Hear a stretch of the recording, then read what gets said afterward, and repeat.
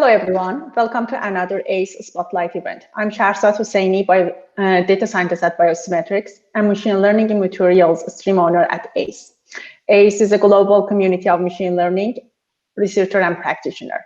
And one of our goals is to bring up the cutting-edge research accessible to a wide range of audiences through creating video repo of interesting machine learning and AI research. So I invite you to go to our YouTube channel to see the previous events and also take a look at our website, ai.science. We also provide premium content to our workshops, and there is another NLP workshop coming up in mid-January, which will include some features regarding privacy preserving and some tutorials on Hugging Face library. Today, I'm very glad to have, again, Florian Hase with me. Florian is a data scientist at HMS Analytical Software in Berlin, Germany. After obtaining bachelor's and master's in physics from Technical University of Munich, he went to pursue his PhD in chemical physics at Harvard University with Professor Alan Sparrow-Guzik in 2016. His research focused on development and deployment of data-driven strategies to discovery of advanced functional materials and clean energy technologies. During his PhD, Florian spent about 1.5 years as a visiting researcher at Vector Institute in Toronto. And I'm very glad to have him here and very excited to talk and discuss about his research. Florian, without further ado, I'll give you the mic and please go ahead. Thank you for the kind introduction. It's my pleasure to be here once again. I'm here now with a, I guess, smiling face and a sad face. A sad face because it's only an event that is online and not in person. That is quite unfortunate. But a smiling face because the events are still happening and this is great. So with that, I'm very excited to present a little bit of my research that I've been doing during my PhD. Today we'll be focusing on various kinds of aspects. Aspects covering Bayesian optimization, categorical choices, design choices, that is, that need to be made in autonomous experimentation workflows. And I'm hoping that by the end, I can show you a little bit like the best of both worlds, so to say. So the machine learning side of things, but also the application side of things, which for this talk would mostly be chemistry and material science. So with that, I wanted to, I guess, make the point that the discovery of novel energy materials is essential to the transition to a low-carbon economy. So in our current situation, it is actually the case that we are facing climate change. And in order to mitigate the climate change, I guess, changes that we might face, we need to lower our carbon emission by quite a bit. And we need to do that quickly. Now, one way of doing that is to discover materials that enable clean energy in one way or another. That could be, say, a solar cell technology or other types of technologies of that sort. And the one very unfortunate aspect here is that the current path to discovering materials is quite resource consuming and quite slow for that matter. So typically, what you would have is researchers on one side and a targeted clean energy technology on the other side, like this iconographic solar cell that you can see on the right-hand side. And researchers might have ideas for how to improve the performances of a solar cell. So researchers might suggest some novel designs for solar cells and then go to the lab or use a computer to simulate the behavior of those materials and actually measure its properties in the laboratory. Now, you already see here in this graphic that the process can be an iterative process. So the researchers propose a design based on the measurements they hypothesize about the physical and chemical processes that dominate the properties of the material, and then they might refine their proposal. And the common ways, so the established ways, of running such experiments would focus on strategies that are commonly known as high-throughput experimentation or design of experiment. These two strategies are geared towards the massive parallelization of the experimentation process. And what you would see in this graphic on the left is that there are some sort of space of materials that one can possibly synthesize, these are the materials that one might want to probe in order to find promising solar cell materials. But the way in which these are proposed and realized in the laboratory is that you want to exhaustively search the entire space of possible materials. So you want to synthesize all of them, you want to measure all of them, measure all of their properties. And then in this high throughput approach, you know that with the proper equipment, you can fabricate all of those devices in parallel. Unfortunately, though, you would still need to screen the entire search space for you to find the best material. So although you might be in a position to run all the experiments at once, it is still the case that you need to run all the experiments to find the best material. A somewhat orthogonal approach to that would be a search strategy that can be understood as an optimization strategy. So instead of running all the experiments simultaneously, you would run them one after another, a little bit like I've shown it on the previous slide with the researchers. So you make one proposal, you run experiments on one material, measure its properties, and then you refine your belief about the search space to suggest the next most promising candidate and measure the properties there. The big advantage then would be that with a proper, well-performing search strategy, you don't need to run as many experiments, but at the same time, though, the time requirements might increase given that you have to run experiments sequentially, one after another. Nevertheless, if you can find a suitable search strategy, that would imply that we can reduce the number of experiments that are required quite substantially, and thus find promising materials faster. So that's now what we'll be discussing in the next couple of slides. But before we jump into that, I wanted to point out a few assumptions that we can make about experiments, which might set this application apart from other applications in typical optimization settings. So first of all, I wanted to point out that the parameter spaces that we operate on are typically moderately large. What I mean by that is that parameter spaces consist of less than 20 or so different parameters. And parameters here could be continuous parameters on one hand, such as, say, the temperature of a chemical reaction or the amount of solvent that you use in that reaction. But the parameters could also be of categorical nature. So we'll look into that a little bit further down this presentation. But categorical choices could be, for instance, the selection of a particular catalyst in your reaction. It could be selecting one particular material that you want to test. And there are other categorical design choices that we'll discuss later on. Now, knowing that the parameter space is moderately large, unfortunately, there are not many more assumptions that we can make here. So the experimental responses lack known structures. We don't really know what the measurements will look like for a certain set of parameters, so we cannot make any assumptions here.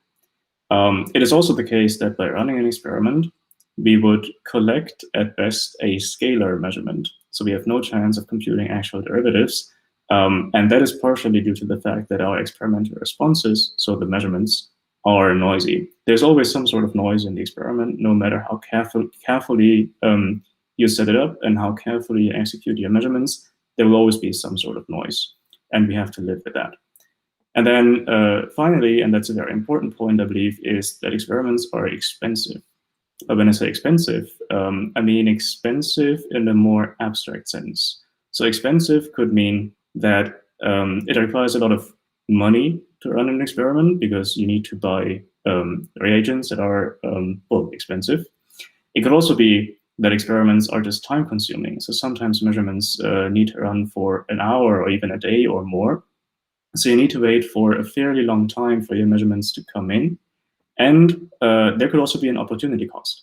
So for example, when you want to make a survey, say in the student body of some class, but the class only consists of 20 or so different students, you can take at most 20 measurements. All of these assumptions now basically motivate the idea of going for a Bayesian optimization strategy. Now, for those of you who are not that familiar with Bayesian optimization, it is essentially an optimization strategy that comes down to a two-step process. given a set of measurements that we have taken for a couple of specific experimental parameters that we have suggested, we would first construct a surrogate to the true function that we are trying to optimize. So the function that we want to optimize here is the experimental response surface that connects experimental parameters to the measurements. And we try to approximate this function in our first step in the Bayesian optimization workflow. Then secondly, in the next step, we would formulate a policy based on which we can use that surrogate to make a proposal of an experiment that we want to run next. This policy typically balances what is referred to as exploration and exploitation. So by exploration, or with an exploration strategy, we would go to points in the parameter space that are far away from other points that we have seen so far. So we would go and essentially investigate certain regions of the parameter space to get a better understanding of what the responses look like in those regions of the space. With an exploitation strategy, on the other hand, we would use the data set that we have acquired so far to make an educated guess about which parameter point would result in the most promising measurements, and then we would go and evaluate exactly that parameter point. So here you can already see the iterative nature of a Bayesian optimization strategy. We would always construct a surrogate, propose new points. Those points that we propose will be experiments that we realize in the laboratory. We would take some measurements, and then with these measurements, grow our data set based on which we construct the surrogate. That is now the typical idea of Bayesian optimization. And with that, we can go on to the task of formulating a Bayesian optimization strategy for categorical variables in autonomous materials design workflows. And as I mentioned, these categorical parameters will be parameters such as catalysts in a reaction or certain molecules that make up a material. Now, when you go and ask a chemist or a materials scientist about a notion of similarity between these choices, they would say that it is most likely the case that you can make statements such as molecule A is more similar to molecule B than it is to molecule C. So there is this notion of similarity based on the physical and chemical properties of the materials that we want to look at, that we want to work into our categorical optimization strategy. And that's what we'll be discussing in the next couple of slides. Florian, excuse me, just a quick question to clarify. So like, for example, in the case of catalyst that you mentioned, you could also look at as a point of view of a numerical value, how much catalyst, like milligrams or like milliliters of catalyst you're adding. How do you incorporate this into your optimization? Yes, certainly. So in addition to the, I guess, the kind of catalyst, we would also want to look at the amount of catalyst that you want to add. The amount here would be another variable in the parameter space, another parameter that we want to optimize most likely. But this parameter would be a continuous parameter. So we can more or less safely make the assumption that the amount of a catalyst is a variable that we have control over experimentally, such that we can basically freely choose that value between a lower bound and an upper bound. This assumption is not quite true in an actual experimental setting, because so when you think about it, when you have your catalyst dissolved in some solvent, and you need to dispense that liquid, it will most likely be the case that you can only dispense that liquid by the drop. So there's a certain accuracy, I guess, associated with the amount of the catalyst that you can add to your experiment, but we can neglect that for now. So bottom line is the amount of a catalyst or just any chemical is a variable that we can treat as a continuous variable, while the kind of that catalyst would be a variable that we want to treat as a categorical variable. So do you mean that you're gonna do another set of optimization for that after finding out whether or not you're gonna use any catalyst or which catalyst are you using? Or it's all of them are gonna be at the same optimization that you're gonna run? Yeah, the latter. So you're looking at a space of catalysts, say, that could be comprised of I don't know, 100 different choices or so. And from those 100 choices, we want to identify the catalyst that performs the best for our experiment, which could be maximizing the yield of the reaction, say, or increasing the turnover number of the reaction, or some other property that you're after. And second question that I have, when do you incorporate the structural property of material in your optimization? Is that at the same time that you're looking for your synthesis variables, or it's afterwards? Yeah, so the structural properties of the molecules can be incorporated, but there's, I believe, an additional abstraction layer here. So we can, in fact, include structural properties if we can encode them in terms of descriptors. So we'll be talking about descriptors in a couple of slides, but essentially the idea here to facilitate categorical optimization of, say, catalysts or other types of molecules will be that we leverage these descriptors, which would be some chemical or physical properties or structural properties for that matter of the molecules. And then these descriptors, based on these descriptors, we would construct a metric that defines the similarity between different choices, so between different molecules that we want to optimize over. Great, thanks. Thanks for the question. Great, so now we already discussed quite a few of the details that are coming up in the next couple of slides, but I wanted to start with, I guess, a very basic introduction here for how to mathematically represent categorical variables. So I prepared a little picture for that, and what you can see in that picture is the idea of one-hot encoding. Our space, our parameter space, is fairly small here. We only have one parameter, and this one parameter consists of 3 different categorical options, categorical choices. So we have a molecule up here, a molecule in the center, and then another one here at the bottom. Now, what we can do to represent that mathematically, so this one parameter, we could go about this task and define a vector with 3 dimensions. The vector is super simple. It only contains ones and zeros, and it contains contains exactly one. So 1 in the first entry indicates that we look at the first molecule, 1 in the second entry indicates that we look at the second molecule, and so on and so forth. Now we can represent this space in our usual Cartesian coordinate system, and you would see that these points are the corners of a simplex. So you can look at the color coding and see that the molecule at the center here corresponds to Z1, and so on and so forth. So effectively, what we're doing is that with this encoding, we optimize over the corners of a simplex. Well, we don't optimize yet, but the molecules are represented as the corners of a simplex. We can now soften this encoding a little bit and smoothen it out. Oh, sorry, my bad. That was too fast. So we can soften that encoding a little bit and smoothen it out by saying that we don't only want to look at the corners of the simplex, we want to look at the entire simplex.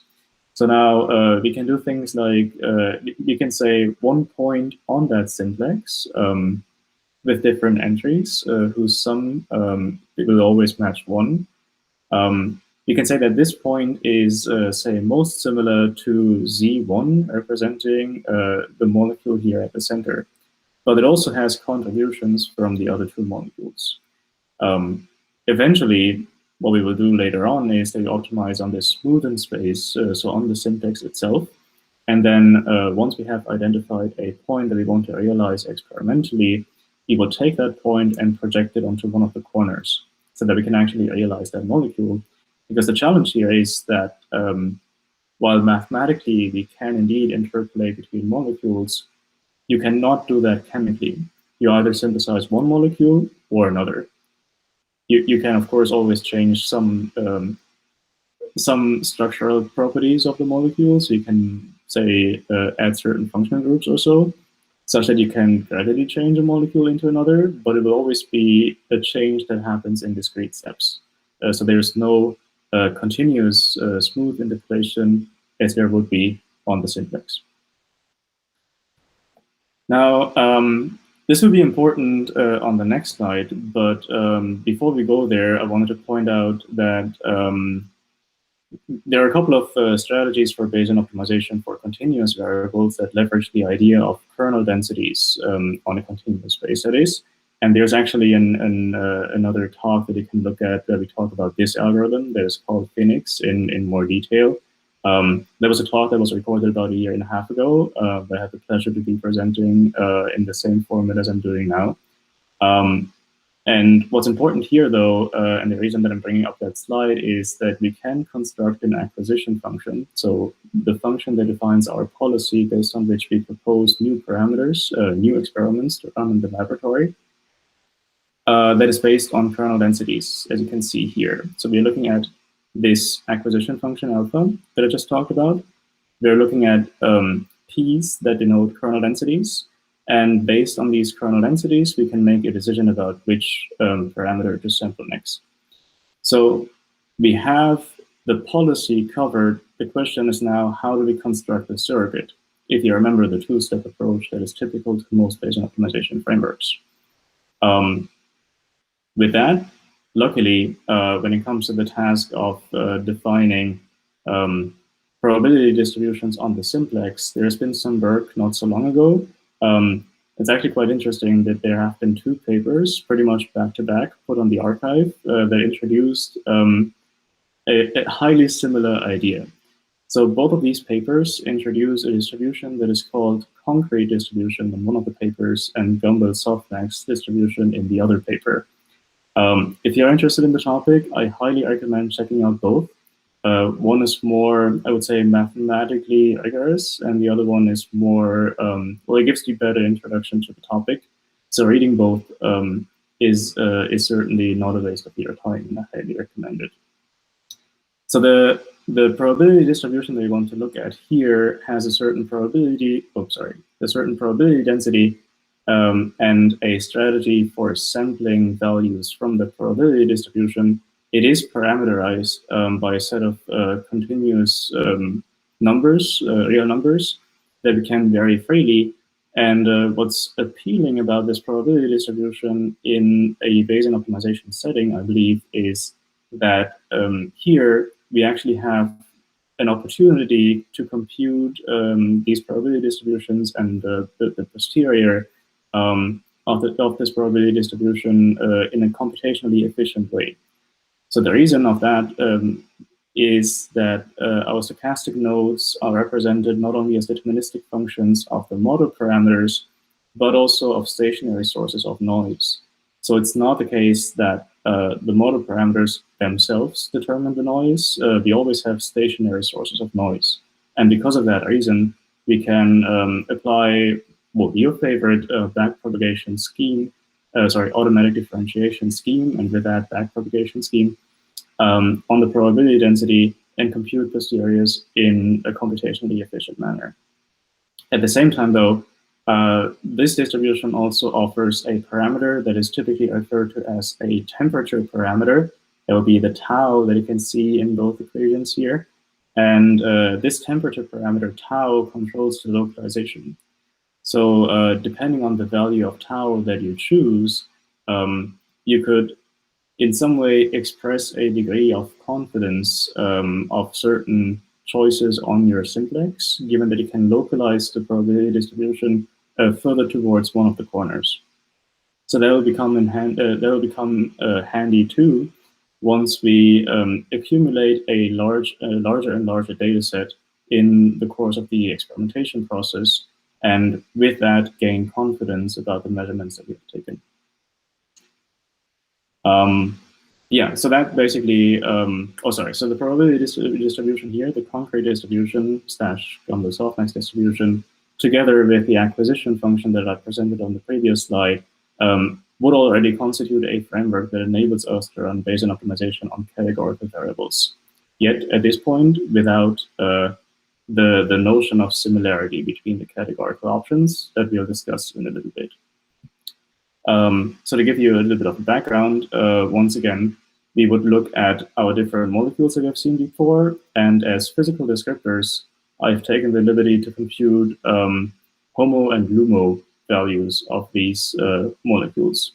Now, homos and lumos essentially are electronic properties of the molecule that would be indicative, perhaps, of interactions between the molecules themselves and, well, sunlight, so photons.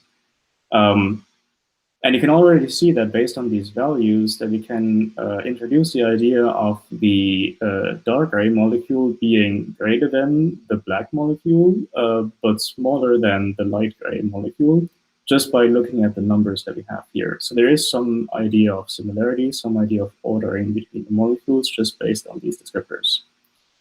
Oh, sorry. Now, it is the case that on the categorical space that I've presented before, we have a known geometry on which we know how to optimize, given the framework from the previous slide. However, on the descriptor space, we have a somewhat arbitrary geometry, given that we don't want to make any assumptions about the real value descriptors. But these descriptors convey our notion of similarity. So to now bake that similarity, idea of similarity into our optimization framework, we can, as a core idea, substitute the Euclidean metric on the simplex by a descriptor-informed metric. So what we will do here is that we measure distances on the simplex by going into the descriptor space, measure distances in the descriptor space, and then re-weight the distances of certain paths that we walk along on the simplex. So the implications of that basic idea would be represented in the figures on the bottom. So you see the simplex on the left here with the point that we looked at that is somewhere in between the molecules. And now by re-weighting distances on the simplex based on some descriptors that I've chosen, we would see that this point Z that is colored in sort of dark blue and formerly was closest to the corner Z1 would now be colored in sort of reddish and is now closest to Z0. So that's how we reshape the space, how we transform the metric on the space to modify the class assignment, essentially. So the assignment of certain points on the simplex to options, to corners.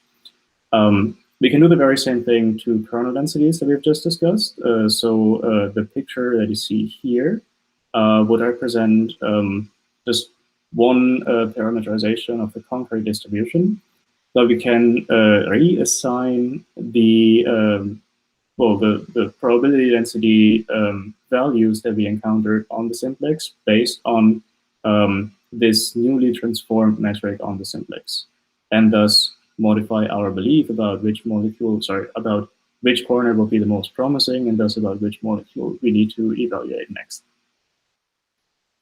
Okay, and to give you a sense of how this method now performs, I've brought a figure that is quite busy, I need to admit, but I'm happy to walk you through it. So we see benchmarks, first of all, benchmarks on categorical surfaces. I've brought a couple of pictures of these categorical surfaces that you can always see in the top right corner of these panels. We want to find the white spot in those pictures. So the white spot right here in the center, for example, indicates the point that performs the best in this hypothetical example. And we can evaluate point by point on these pixelated surfaces. So each pixel corresponds to a combination of two different categorical parameters. This would be the axes. And each parameter consists of 21 different options. Now, what we are doing one by one is that we apply different strategies to find the optima in the spaces, and we plot violent plots of the explored fractions of the space. So, what fraction of the space we need to explore to find the optimum in that space? And you would see that with a random exploration strategy, well, you already have an expectation of what's happening. We need to evaluate half the space on average to find the optimal point. That is not the case, though, for the camel function that is shown up here, because for the camel function, we actually have a degenerate global optimum. There should be a white spot right here and another one right here. And given the fact that the optimum is degenerate, we only need to evaluate about a third or so of the space on average using a random search strategy. Now, the methods that we compare against are, first of all, a genetic algorithm, PyEvolve, depicted in dark blue. There are 3 other Bayesian optimization strategies, SMAC, that uses random forests to construct its surrogate, HyperOpt, that uses 3 Parson estimators, and GPyOpt, that is based on Gaussian processes. And then we have 3 variants of Gryffin, the naive version, that does not leverage any notion of similarity, any notion of distances between categorical options, static Gryphon, that uses that information that I just explained, and then dynamic Gryphon, that on top of the static formulation will try to optimize the descriptors it was given such that it can accelerate the optimization even more.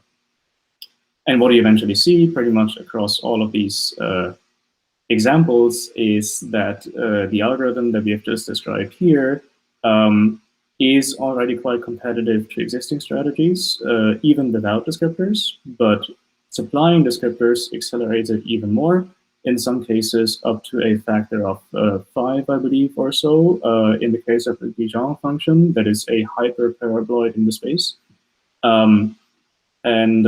Yeah, so we were quite happy with those results, but of course these results are only, I guess, mathematical results. So they are obtained on synthetic functions, and we actually wanted to go and run the algorithm also on a real-life example. They'll be coming up on the next slide, and for that real-life example, I wanted to briefly talk about the working principles of a solar cell. Now, just to breeze through that topic, because there's lots of literature on it, and if you're interested, I recommend spending some time and figuring out the details here. But in organic solar cells, you would look at 2 different types of molecules, at least. Donor molecules and acceptor molecules.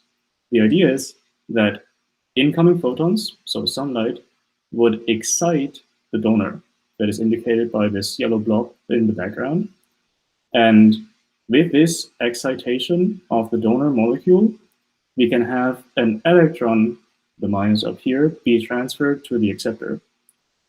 Now, the electron that has just been transferred is a separation of charges that eventually will be transformed in electrical current. The entire setup then looks like this. So we have this active layer that is a massive mix of donor and acceptor molecules. And we transport electrons that we got from this charge separation at the interface to the cathode, and the holes that we leave behind to the anode. And as you might have imagined, there are many different choices for electron donor materials and many different choices for electron acceptor materials. So what we'll be doing in this application now is we'll be looking at non-fullerene acceptors. So we'll be looking at molecules that perhaps look a little bit like this, not in terms of the colors though. I've only used the colors to indicate the way in which we represent these molecules. So when I say we want to assemble them, that of course is entirely computational. And we take different fragments that essentially stitch together to form the molecules as they are shown here. The fragments that we use, these are inspired by other molecules which are known to show properties that make them good candidates for solar cell molecules. And we look at a set of core fragments, a set of spacer fragments, and a set of terminal fragments. All of that combined, we are looking at a space with about 4,216 different candidates. And the metric by which we assess how good of a molecule we actually have constructed would be what's called the power conversion efficiency. So how efficient the molecule can convert incoming photons into separated charges, so electrical current effectively. And now when we run some optimization strategies on that task, these optimization strategies would run on a 3-dimensional parameter space, given that it can select cores and spacers and terminal fragments. And the number of options for each of these parameters will differ. So we have 8 options for the cores, 31 for the spacers, and 17 for the terminal fragments. The plot here now indicates the fraction, again, of the space that each of the methods that we looked at needs to evaluate. to find the one best candidate in the space. And I'm realizing actually there's a typo up here, so my apologies for that. But as before, we look at a random exploration of the space and need to evaluate about 50%, so that would amount to a little bit more than 2,000 molecules, for which we need to compute the properties. And that process is actually quite expensive. And as before, we see that our naive Gryffin approach, so the one, the categorical optimization without descriptors, is competitive to other approaches, but using descriptors, which in this case characterize electronic properties of the molecules, as well as the size, so that the mass of the fragments, those would help to screen the space even faster. So just comparing the descriptor-enabled search to the descriptor-less search, we see that there's a speed up of about, 50% or so perhaps. So we can reduce the number of molecules that we need to look at quite substantially using the descriptors in the framework that I just described.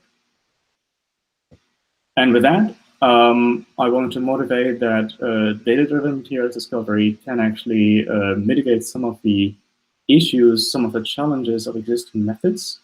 And wanted to summarize that with Gryffin, we have introduced a global optimization strategy that works on categorical variables and is particularly designed for autonomous workflows. We observe on mathematical functions that Gryffin is competitive to state-of-the-art global optimization strategies, but due to the fact that it can leverage descriptors, it can accelerate the search even further.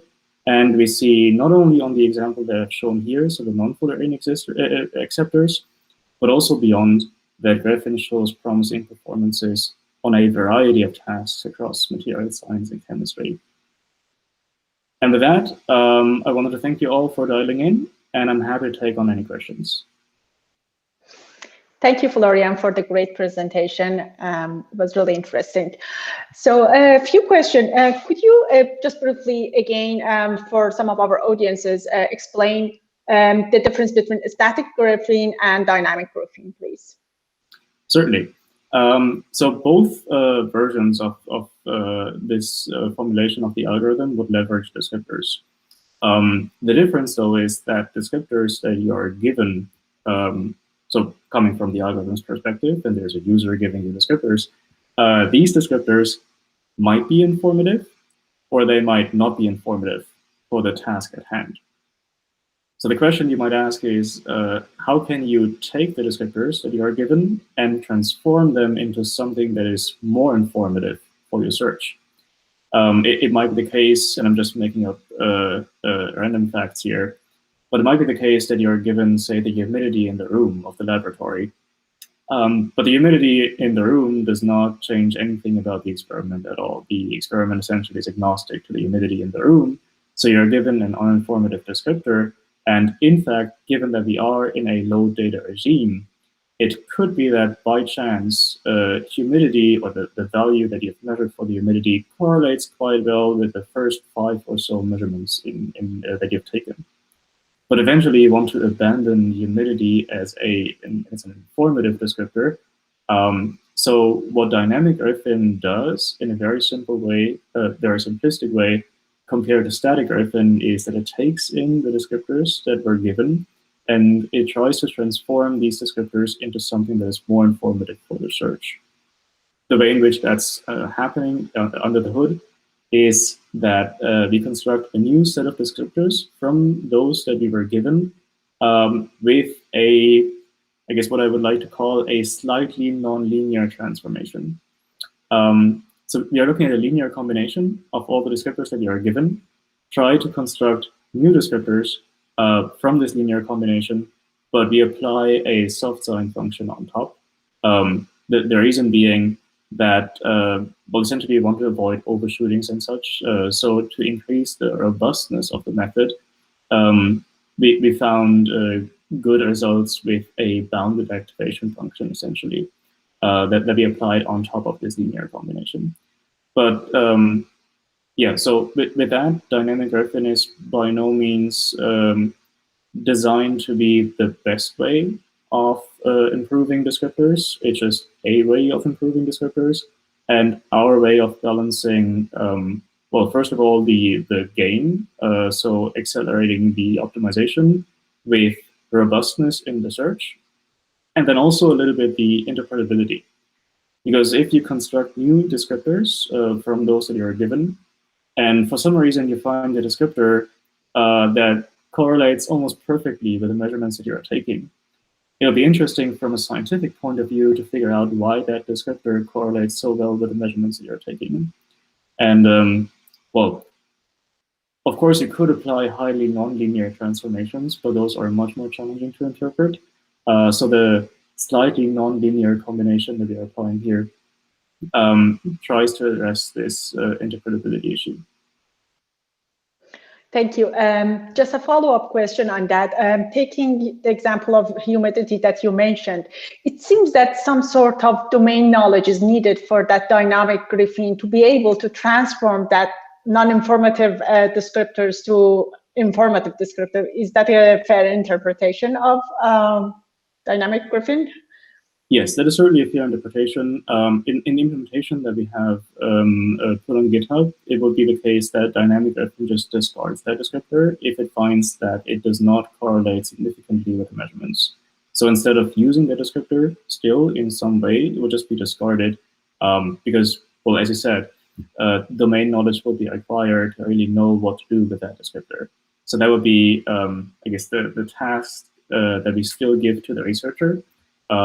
The task being that the researcher ideally supplies descriptors that are informative, but if by chance, because we're doing science, that is not the case, we just ignore the descriptors that we realized during the course of the experimentation, or sorry, not we, but the algorithm instead, we realized that those are not important. And another question quite related to this topic. So there is a difference between being able to find the global optimum in terms of like a molecule being similar to other molecules or whatever, and being able to synthesize it in a real experimental lab. So it might not be stable. How we can like incorporate those type of data that can just come from experimentation into your optimization? Yes, that is an excellent point. There are multiple ways, so I need to expand the answer a little bit. The first response here might be that we can ignore that fact, because in theory, you can construct the libraries of molecules to choose from such that you know that you can synthesize all of them. So you go to a lab and you ask the lab, oh, which molecules can you synthesize? And then I give you a list of 200 molecules, and that's your space that you optimize over. It could also be that you just look at vendors of chemicals and you download everything that they sell, and you say, regardless of the price tag, I know that I can purchase all of these molecules, so that's my library. But then you might again want to play with the descriptors if you look at libraries which contain molecules which you don't know how to synthesize yet. So there are certain metrics, these are called synthesizability scores, which try to quantify the, I guess, how challenging it is to synthesize the molecule in the laboratory. There are a couple of considerations going into the definition of those metrics. That could be the overall complexity. So generally, you could say that a larger molecule is more challenging to synthesize because it consists of more stuff.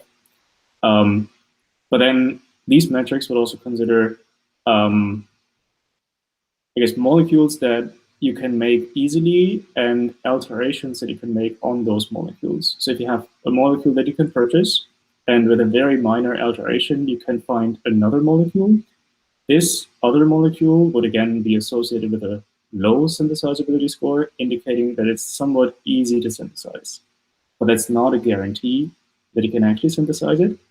But you can still take these scores and optimize for those scores among, in addition to the properties that you want to optimize for anyways, because those are important for the application.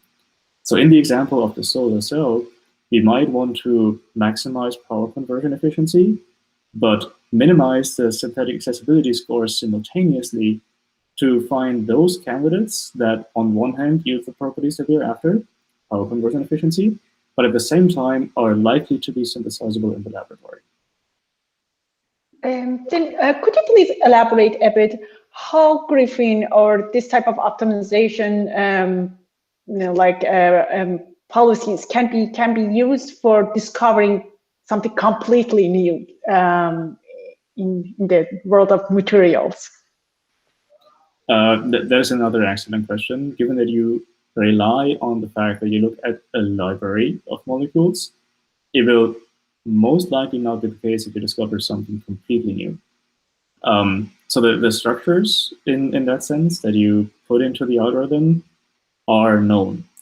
It's still unclear if they are realized in the laboratory. So you can, of course, apply the algorithm to something that has not been realized just yet, and that perhaps you might want to synthesize at some point in the future. But the structures themselves are not new in that sense.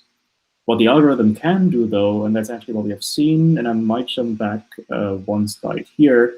So we have looked at materials that are called perovskites that are on the bottom right, and I apologize that the picture is so tiny here.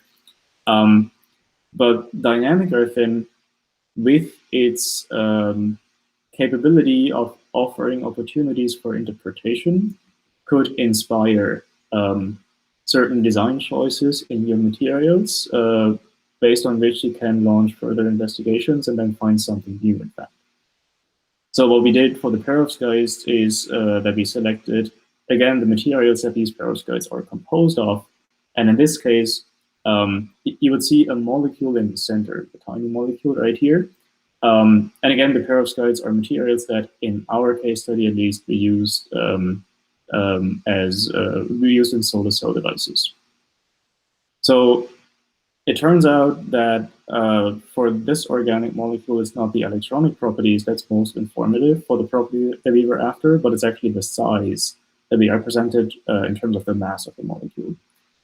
So knowing that and knowing which descriptors are most influential on the property that you want to measure, you could design new choices for the algorithm and then find new materials in that sense. So in I guess, a second follow-up study, which you might not have guessed in advance.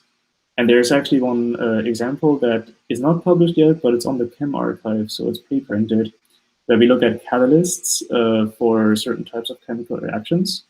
And there we found that just by being generous about the set of catalysts that we choose from, you can actually find catalysts that work pretty well for this reaction that we looked at there.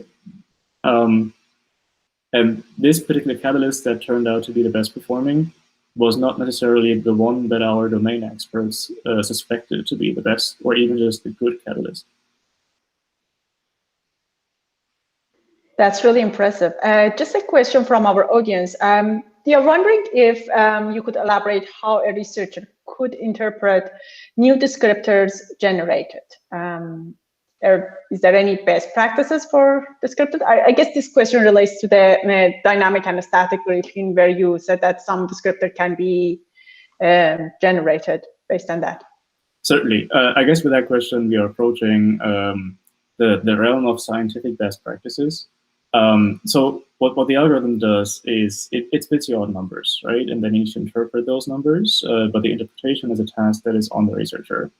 In the case of the perovskites, we deliberately chose descriptors which we knew were either descriptors that highlight the electronic properties of the molecule, or let me call them size properties. So properties that are extensive properties that scale with the size of the molecule.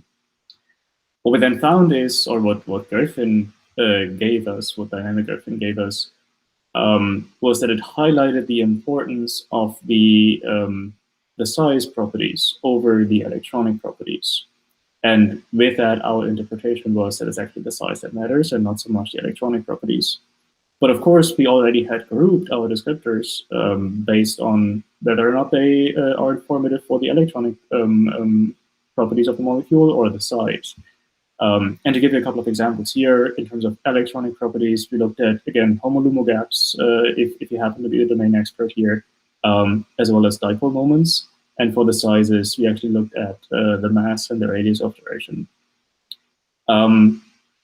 But yeah, it's a little bit up to the scientist to really find that interpretation.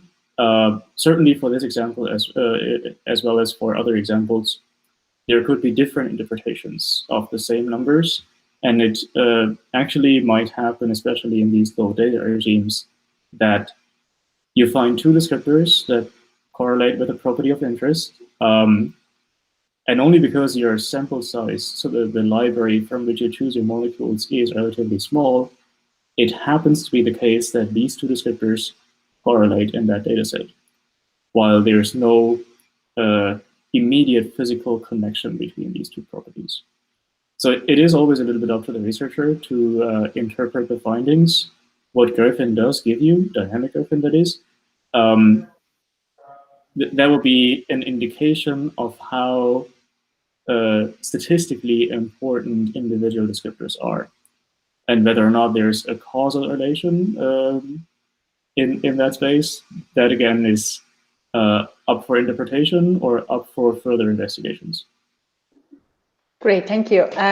Question: have you applied your optimization method to any example in terms of inorganic materials? Because it seems that with inorganic materials, we have another set of limitation in terms of being able to put certain element with another element and make a structure. So we have that, we have a bit of freedom when we are talking about molecules, which compared to inorganic materials.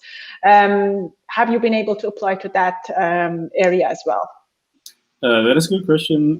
It turns out that, well, the group in which I did my PhD mostly focuses on organic materials, so we have not applied it to purely inorganic materials just yet.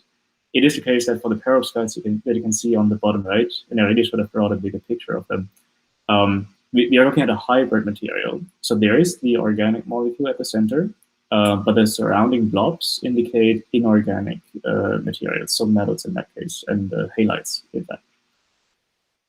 So with that, there's no fundamental obstacle or inherent lack of flexibility in the algorithm that prevents you from applying it to inorganic materials or really just any other type of categorical variable that you want to apply it to. So the algorithm performs better if you can supply informative descriptors, as we have discussed. With that, I'm not the expert on inorganic materials, by no means, but if you happen to know descriptors that characterize your inorganic material well and certain design choices within your inorganic material, then I could see Gryffin performing well on those materials, as well as on the organic materials as shown here. But if you don't have those descriptors, Gryffin might be about as good as another Bayesian optimization strategy that works on categorical variables. On this note, I want to point out that I've generally seen good performance with GPyOpt compared to the other methods that we looked at. So the GPyOpt was the most potent competitor that we had in our benchmarks. Also a question, I remember in one of your few beginning slides, you showed something about active learning. Could you a bit explain how active learning plays a role in your optimization procedure? Sure. So with this active learning approach, we basically make an assumption. The assumption being that we start our experimentation campaign without any prior knowledge. So by that, I mean without having taken any measurements in the past. So we need to build up our data set as we go. And we could, of course, do that by running, say, 100 or so experiments randomly selected, and then use that as a baseline to train some type of regression model based on which we propose new molecules. But the 100 or so, or whatever, however many experiments you have run, those might not necessarily be equally informative. So there might be some redundancy in the experiments that you have proposed, because you might have suspected, say, that humidity is important and turns out to be not important. So with this active learning strategy, and particularly the exploration bias in an active learning strategy, you could reduce the redundancy in your measurements from the very beginning. That, of course, comes at the expense or the disadvantage that active learning strategies are typically more sequential than random strategies that are embarrassingly parallel. But it is still the case that even active learning strategies can be parallelized to some degree. It's just that more often than not, they perform the best when you run them sequentially. Another question.